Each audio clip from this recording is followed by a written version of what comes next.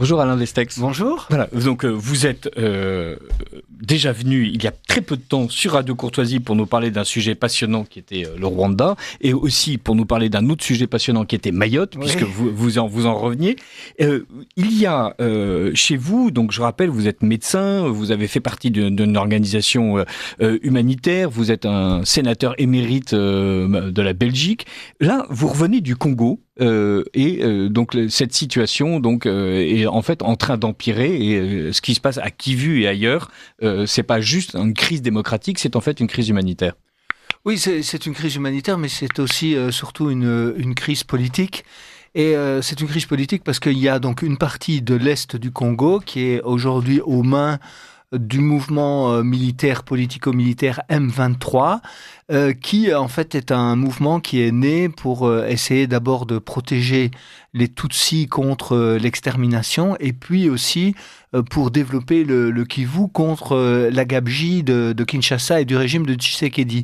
Parce que donc la raison aussi pour laquelle je suis chez vous, c'est que je reviens du Kivu, j'ai passé 15 jours là-bas avec le M23, donc dans les zones dites occupées, et mon analyse, si vous voulez, n'est pas tout à fait la même que celle des gouvernements de l'Union européenne. Pour moi, la source du problème, c'est l'incapacité de Kinshasa, de la capitale, et du président Tshisekedi de maintenir un pays dans des minimums de stabilité, de développement, d'état de droit et de respect de ses minorités. Pour moi, c'est la source principale du problème.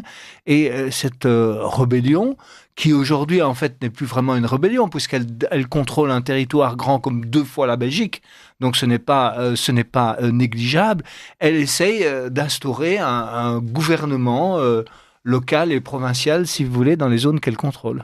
Le gouvernement congolais explique qu'en fait que tout vient du Rwanda, et que c'est le voisin qui passe sa vie à susciter des mouvements de rébellion, à susciter le désordre, à envoyer des mercenaires et des soldats.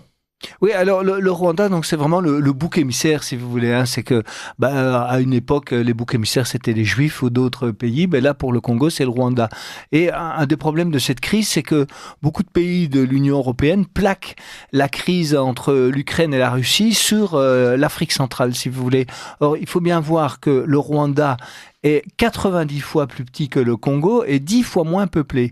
Donc, qui est le fort là-dedans et qui est le faible? C'est certainement pas le petit Rwanda qui a les moyens de déstabiliser le grand Congo de 100 millions d'habitants et avec des ressources considérables. Donc, le Rwanda sert de bouc émissaire dans cette crise. Non, la crise est venue du fait que au Kivu, il y a des populations rwandophones, culturellement rwandophones, mais qui ne sont pas des citoyens rwandais. C'est un peu, si vous voulez, comme les Belges, les Suisses francophones et les Français. On parle la même langue, on a plus ou moins la même culture, mais on est Belge, Suisse ou Français. Et c'est le même problème avec les rwandophones, et on oublie de le dire trop souvent. Il y a beaucoup de rwandophones, notamment des Tutsis et des Hutus, mais ici, ce sont surtout les Tutsis qui sont opprimés au Congo, qui sont des Congolais, qui ne sont pas rwandais. Et ce sont ces Tutsis rwandophones congolais qui sont opprimés, massacrés, discriminés, marginalisés par le régime de Kinshasa. D'ailleurs, au point qu'il y en a 200 000 dans les pays voisins, au Rwanda et en Ouganda. Et ce sont au départ ces gens qui n'acceptent pas soit d'être massacrés, soit d'être réfugiés toute leur vie, qui ont créé le M23, qui petit à petit a rallié d'autres groupes ethniques et qui est devenu aujourd'hui un groupe multiethnique qui ne représente plus seulement les Tutsis, mais plusieurs minorités au sein du Kivu, qui a pris possession du territoire contre l'avis de Kinshasa, mais qui était incapable de le gérer correctement. Qui n'était pas simplement incapable, vous l'avez rappelé, c'est-à-dire il y a au Rwanda comme au Congo une tradition en fait de lutte ethnique, et que ces populations qui sont installées à l'intérieur d'un espace politique théorique, unifié, en fait continuent à à avoir des modes de vie, des langues et des dissensions et même des ressentiments qui, eux, remontent à bien avant la constitution de l'actuel Congo politique. Exactement, mais sauf qu'il y a une différence fondamentale entre les deux côtés de la frontière, c'est-à-dire qu'au Rwanda, depuis 1994, depuis le génocide, la politique officielle du gouvernement, c'est de ne plus parler d'ethnie, justement, et d'essayer de faire en sorte qu'il y ait des citoyens rwandais. Et on ne réfère jamais ces citoyens rwandais à une ethnie Hutu ou Tutsi. Pourquoi ? Parce que cette qualification ethnique a débouché dans le génocide de 1994, les Hutus étant supérieurs en nombre, devant exterminer les Tutsis. Donc du coup, le nouveau gouvernement a décidé de bannir cette approche pour essayer de réconcilier le pays. En revanche, et là vous avez tout à fait raison, au Congo, il y a plus de 200 groupes ethniques au Congo. Au Kivu, il y en a au moins une trentaine ou une quarantaine.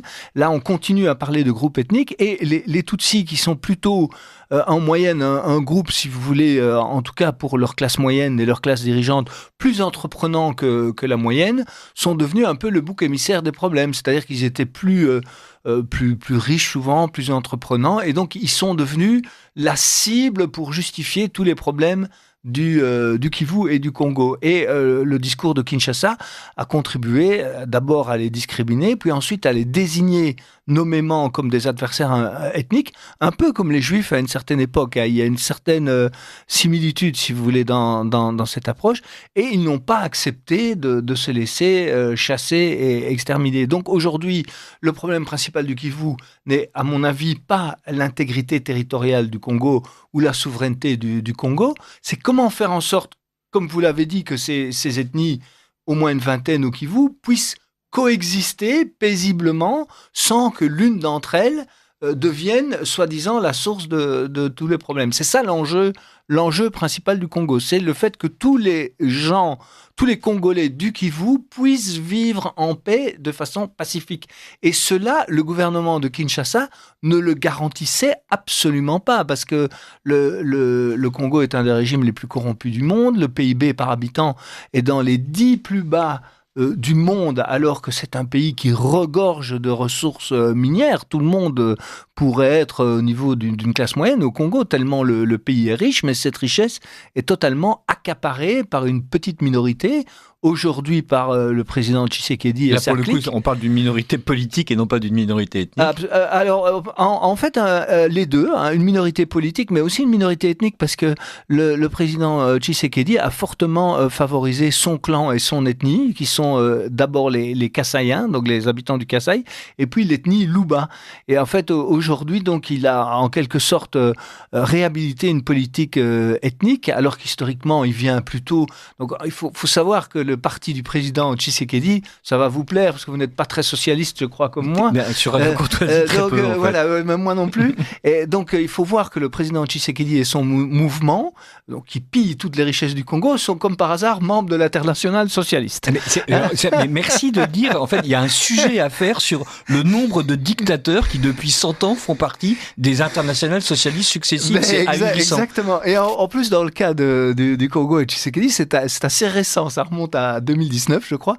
Donc, autrement dit, ils ont été acceptés dans l'Internationale socialiste en toute connaissance des pillages et des prébendes. En reconnaissance du caractère profondément socialiste du gouvernement congolais. Et ben voilà, je crois que vous avez tout compris. Et donc, un certain nombre de personnes ne sont pas très heureuses dans ce paradis socialiste. Dans ce que vous dites, et vous l'avez rappelé tout à l'heure, donc il y a 200 ethnies, groupes en tout cas, culturellement différenciés au Congo. Et au Kivu, donc, qui est un territoire, il y en a une vingtaine, et cette vingtaine a réussi justement à s'entendre. En fait, c'est intéressant. Le président Tshisekedi veut avoir un Congo uni, mais en fait exacerbe les tensions communautaires, et ceux qui résistent au président Tshisekedi, j'y suis arrivé, sont en train, eux, de réussir justement cette alliance démocratique. C'est-à-dire, au Kivu, on a des gens qui sont passer par-dessus les différences ethniques, passer par-dessus les différences communautaires, et qui forment une espèce de, non pas de république indépendante, on n'est pas dans le Donbass non plus, mais ils sont en train de former en fait une espèce d'alliance naturelle à la base où on rejette les dissensions possibles. C'est ça, vous résumez très bien les choses, et ils le font officiellement dans leur discours, c'est-à-dire ils font, j'aime pas beaucoup le mot, vous n'allez pas non l'aimer beaucoup, ils font ce qu'ils appellent des cours de rééducation idéologique. Alors évidemment, nous on n'aime pas ce mot parce que ça sent un peu les camps de concentration. Voilà, ça sent un peu. Mais en fait, dans leur esprit, justement, c'est casser l'idéologie ethnique et développer une autre idéologie qui consiste à dire on est tous des citoyens du Congo, on est tous égaux, on ne doit pas se définir et avoir des avantages en fonction de notre ethnie, et on est des habitants du Kivu et du Congo, mais on ne veut plus jouer cette carte ethnique. C'est ça qu'ils appellent l'idéologie. Je leur ai dit qu'il fallait changer de nom à mon avis, mais bon voilà, c'est un autre sujet. Mais vous avez raison, parce qu'ils essaient aujourd'hui donc d'établir un gouvernement provisoire, mais sans volonté sécessionniste. Effectivement, vous avez raison de souligner que ce n'est pas le Donbass. Et pour le moment, ça marche plutôt bien, puisque ce gouvernement est vraiment multiethnique, et ils prennent, puisque le M23 est au départ quand même un mouvement assez petit, ils prennent des notables locaux pour occuper les fonctions de gestion de la ville, et ils les prennent absolument dans toutes les ethnies, parce que de toute façon, les Tutsis sont extrêmement minoritaires. Et cette expérience pourrait inspirer l'ensemble du Congo. Et donc, c'est pour ça, si vous voulez, que en appeler à l'intégrité territoriale, si c'est pour avoir un régime corrompu, fait de prébendes, de gabegies, incapable de développer le pays. Vous savez, moi, j'ai sillonné les routes du Kivu un peu dans tous les sens. On y fait une moyenne de 10 à 15 km à l'heure. Quand on voyage dans le Kivu, on se demande ce que l'État congolais a fait depuis 50 ou 60 ans pour la population. Et la réponse est rien, strictement rien. Donc voilà, à un moment, les gens ont quand même le droit d'avoir une amélioration de leur niveau de vie. Je rappelle que nous sommes en train de recevoir Alain Destex pour parler de la situation du Congo, et que tout à l'heure, dans Vue de haut, nous recevrons 2 étudiants de l'ICEP pour parler de leur propre colloque. Alain Destex, vous nous dites que vous avez passé 15 jours au Kivu, et que cette région que le Kinshasa nous décrit comme étant une chaudière pleine en ébullition, pleine de crimes de sang et de désordre, est en fait au contraire plutôt calme, et avec une population qui est en train d'inventer un gouvernement local efficace, avec des routes, avec des écoles. En fait, il y a une substitution quasiment au gouvernement officiel, mais pour avoir des vrais résultats. Oui, alors évidemment, ils ont pris le pouvoir il y a un peu plus, ça va faire 2 mois, donc évidemment, on ne peut pas encore juger. Il n'y a pas déjà un ministère de l'Éducation nationale. Non, voilà, il y a une volonté de mettre en place de nouvelles structures, mais bon, forcément, ils ne pourront construire des routes que s'il y a des flux économiques. Pour le moment, Kinshasa a fermé les banques sont fermées, ça commence à poser de sérieux problèmes, et ils ne pourront vraiment se développer que s'ils ont des flux économiques, éventuellement de l'aide internationale. Mais ce qu'ils veulent fondamentalement, donc, c'est rester congolais. Donc, ils ne sont pas, je le répète, parce que ils sont toujours présentés comme des agents, des sous-marins du Rwanda. Ce ne sont pas des sous-marins du Rwanda. Ils sont congolais, mais ils veulent vivre dans un État congolais fédéral, si vous voulez, où ils bénéficient d'une large autonomie, parce que c'est vrai, ils n'ont pas envie de se retrouver à nouveau sous le joug de Kinshasa. Et en particulier, la constitution congolaise dit que 40% des ressources de l'État doivent être rétrocédées aux provinces, ce qui n'a jamais été le cas. Kinshasa a toujours accaparé l'ensemble des richesses du Kivu, et d'ailleurs des autres provinces. Parce que quand ils veulent un État fédéral, c'est qu'en fait, en théorie, le Congo est un État fédéral. En théorie, oui, sauf qu'en pratique, ça n'a jamais été mis en place, et les présidents successifs, Kabila père, Kabila fils et maintenant Tshisekedi, finalement en font un État centralisé, et ce n'est un État fédéral que sur le papier. Les provinces n'ont pas de ressources. Comment expliquer que l'Union européenne a décidé de prendre le parti de Kinshasa?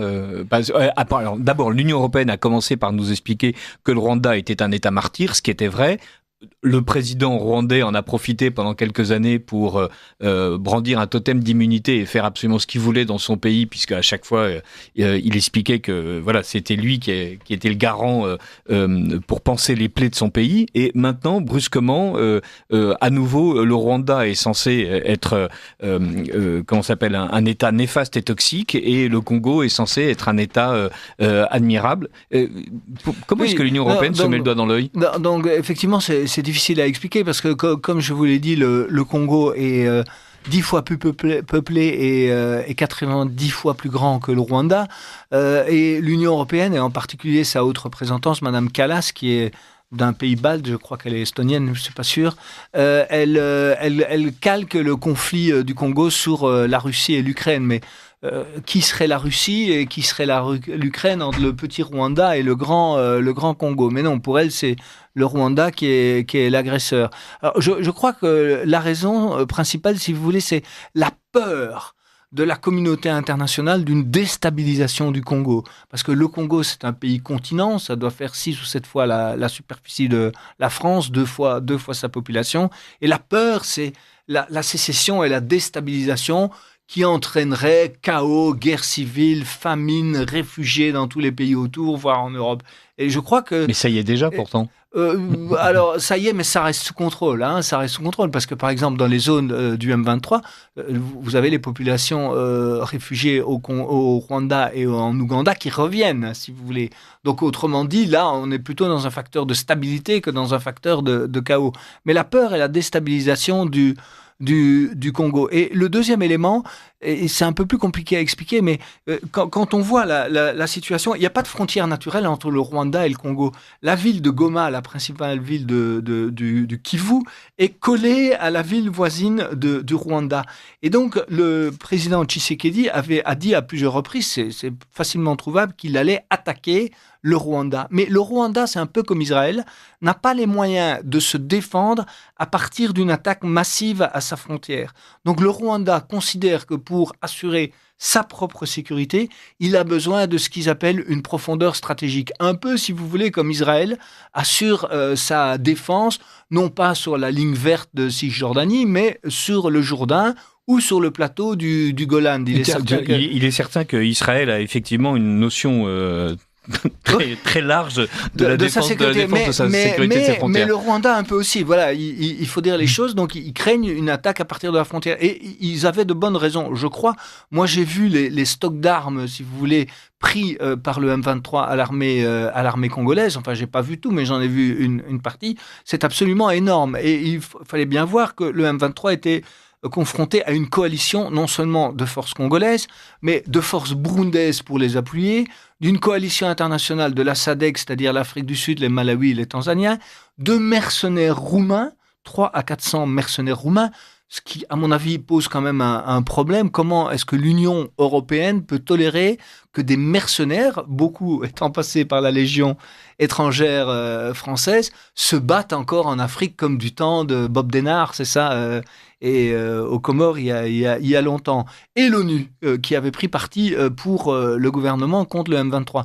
Donc il faut bien voir qu'ils ont obtenu une victoire militaire absolument écrasante contre des forces 5 à 10 fois supérieures.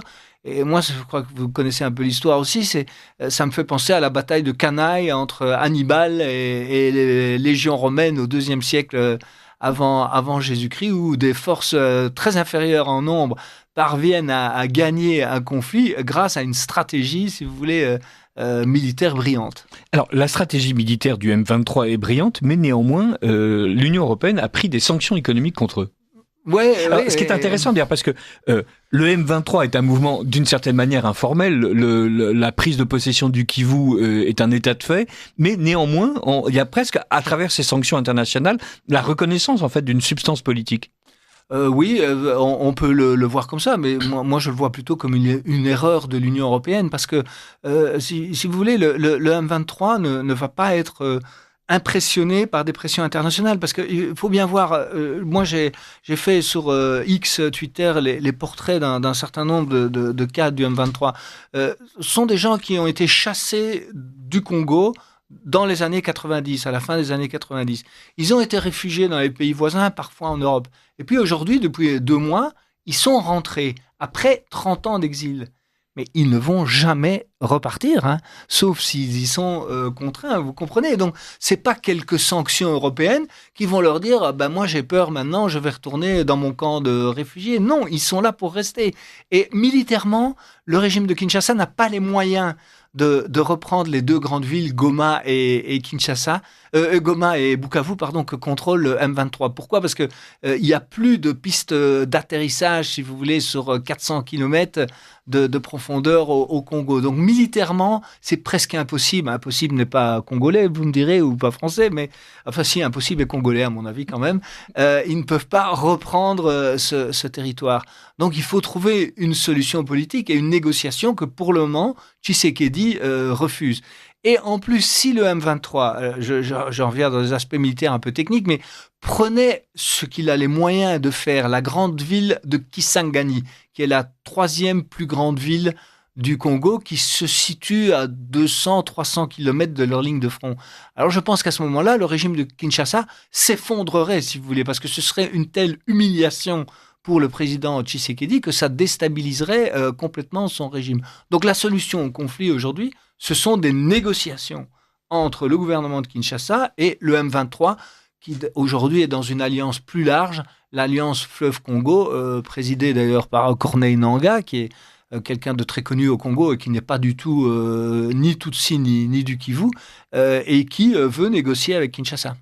Et Kinshasa, pour le moment, refuse toute négociation. En effet, il refuse toute négociation parce qu'il considère que c'est un mouvement rebelle qui doit être défait et sanctionné. Et donc, depuis leur défaite militaire, ils ont réorienté, si vous voulez, tout leur dispositif vers une offensive diplomatique. C'est pour ça qu'on les voit à Washington, à Bruxelles. Et ils ont perdu sur le plan militaire. Ils essaient de gagner la bataille diplomatique et jusqu'à un certain point, ils réussissent. Et maintenant, leur dernier espoir, si je puis dire, c'est Donald Trump. Ils espèrent donc faire un peu comme Trump l'a proposé en Ukraine. Ils veulent proposer un deal sur les ressources minérales du Congo à l'administration américaine, en espérant qu'elle prendra parti pour Kinshasa contre le M23 et contre le Kivu. Mais c'est aussi assez compliqué parce que pour le moment, les mines, les intérêts miniers sont plutôt aux mains des Chinois. Et donc ça voudrait dire à casser les contrats avec les entreprises chinoises pour les faire avec des entreprises américaines. Donc la crise ne va pas se terminer dans les prochaines semaines ou dans les prochains mois. On va assister à un grand jeu d'échecs géopolitiques dans la région entre les acteurs locaux, l'Union africaine et aussi les États-Unis, la Chine. Et dans ce jeu, franchement, l'Union européenne est de nouveau un acteur très secondaire, même si elle aime se donner de l'importance avec ses sanctions, qui sont finalement encore assez faibles aujourd'hui. Hein. Ce sont des sanctions contre des personnes essentiellement, et encore peu contre des pays. Hein. Revenons sur les gens du M23 dont vous avez fait le portrait. Vous nous dites, ce sont des réfugiés, des gens qui étaient partis depuis 10, 20, 30 ans de leur pays, ouais. Et qui, en fait, étaient des leaders politiques, étaient des figures de proue de la diaspora congolaise. Alors, même pas, si vous voulez, parce que du temps de Mobutu, il faut remonter un peu à l'histoire. Donc, Mobutu, c'est ce dictateur qui est resté au pouvoir quasiment depuis l'indépendance jusqu'à la fin des années 90. Du temps de Mobutu, en fait, les Tutsis n'étaient pas du tout... la seule réserve, c'est qu'ils ne pouvaient pas occuper des fonctions politiques importantes. Par contre, ils occupaient des postes importants dans l'administration et dans les affaires. Donc, en général, ce sont disons, l'élite Tutsi, si on peut parler comme ça, ce sont plutôt des commerçants et des hauts fonctionnaires, mais pas des hommes politiques. Donc, il n'y a pas vraiment de figure politique Tutsi congolais connu qui ait pu entraîner la diaspora. C'est plutôt, si vous voulez, c'est la première fois que je fais faire cette comparaison, mais elle me plaît personnellement. Moi, je compare le sort des Tutsis aux Juifs dans les années 30. Il y a une partie du peuple Tutsi qui faisait partie d'une sorte de classe moyenne ou d'élite parfaitement intégrée, si vous voulez, comme les Juifs l'étaient en France ou en Allemagne ou en Angleterre dans les années 30, et qui, à la limite, ne se considéraient plus comme Juifs, si vous voulez, qui étaient d'abord français, allemands ou autres. Mais à côté de ça, vous avez une masse d'éleveurs, surtout, Tutsis, qui, moi, me font penser aux Juifs des pays de l'Est dans les années 30, c'est-à-dire qui sont pauvres comme tout, parce que parfois on dit, oui, les Tutsis, c'est les dominants, etc. Non, la grande majorité des Tutsis vivent dans la pauvreté exactement comme les autres populations locales. Mais ce groupe, appelons-les élite ou classe moyenne, comme vous voulez, lui, n'a jamais accepté son statut d'opprimé et de réfugié, et ont toujours eu ce projet de revenir vivre chez eux, dans leur région d'origine, au Kivu. Et donc, c'est pour ça que, par exemple, le vice-gouverneur du Kivu, c'est quelqu'un qui était réfugié au Canada, et quand le M23 a gagné, il est immédiatement revenu pour prendre une responsabilité dans son pays. Donc, la volonté de revenir chez soi est très forte chez ces personnes. Et ce sont des personnes qui ont brûlé leur vaisseau. Oui, alors ils n'ont rien à perdre, effectivement, ils n'ont rien à perdre, et c'est pour ça que s'imaginer que des sanctions vont les impressionner, c'est totalement utopique, et ils essaient, au contraire, comme vous l'avez dit tout à l'heure, de recréer une administration. Par exemple, une des premières choses qu'ils ont faites, mais immédiatement, c'est nettoyer la ville qui était absolument dégueulasse, et aujourd'hui, Goma est sans doute la ville la plus propre du Congo, et ce sont des choses qui psychologiquement sont importantes. Par exemple, les policiers ne raquettent plus les populations au carrefour. Vous savez, je raconte souvent cette anecdote. Alors, je ne sais pas si c'est toujours le cas aujourd'hui, mais quand j'étais à Kinshasa il y a une dizaine d'années, les policiers achetaient les carrefours aux enchères. Hein. Donc, le chef de la police mettait le carrefour aux enchères parmi ses hommes, et puis un policier le plus offrant achetait le carrefour, ce qui lui donnait le droit de racketter les automobilistes au carrefour, si vous voulez. Donc, c'est pour vous donner une idée de l'État congolais est un failed state, comme on dit en anglais, un État failli qui ne fonctionne absolument pas. Et donc, je ne comprends pas comment la communauté internationale et certains hommes politiques peuvent encore accorder le moindre crédit à cet État. À mon avis, ils n'ont soit jamais été, soit jamais voyagé à l'intérieur du pays. Ce serait très étonnant que des hommes politiques ne soient pas en permanence sur le terrain pour vérifier ce qu'ils défendent. Je suis très... Monsieur Destex, enfin, voilà, ce déni de démocratie, oui, c'est vrai, je suis obligé de le relever. Je suis d'un optimisme. Voilà. Vous êtes allé au Kivu, pardon. En tant qu'ancien médecin, enfin toujours médecin, en tant qu'humanitaire, est-ce que vous avez été frappé par une situation sanitaire déplorable ou pas du tout? Alors non, il y a une situation sanitaire déplorable, mais elle n'est pas plus déplorable qu'elle l'était il y a 2 ou 3 mois. Vous comprenez? C'est là, il n'y a pas une sorte de crise et d'urgence humanitaire qui n'était pas déjà présente. Il y a une sorte de crise humanitaire permanente. Et je vous remercie de terminer là-dessus, parce que le message aussi que je voudrais adresser, c'est la communauté internationale doit faire fi d'un certain nombre de ces principes, notamment le respect de la souveraineté nationale. Il faut aujourd'hui aider dans les zones contrôlées par le M23. Je vous le répète, 2 fois la Belgique, c'est quand même tout à fait considérable. Et aujourd'hui, par exemple, il y a beaucoup de déplacés qui étaient dans des camps autour de Goma qui sont retournés dans leur village d'origine. Ils ont besoin de semences, d'outils agricoles, de houes, pour pouvoir semer, et dans 3 mois, parce que ça va très vite là-bas, hein, les récoltes, avec le climat, dans 3 mois, ils seront autonomes. Donc la communauté internationale doit cesser cette approche comment dire, un peu, humanitaire antérieure, qui consiste à mettre les gens dans des camps de réfugiés où ils sont dépendants de l'aide internationale. Non, maintenant, il faut les aider chez eux, dans leur zone de retour. Mais pour ça, il faut accepter de travailler avec le M23. Il n'y a pas d'autre solution. Alain Destex, merci beaucoup pour ce témoignage de première main, et merci de l'avoir apporté aux auditeurs de Radio Courtoisie. Merci beaucoup.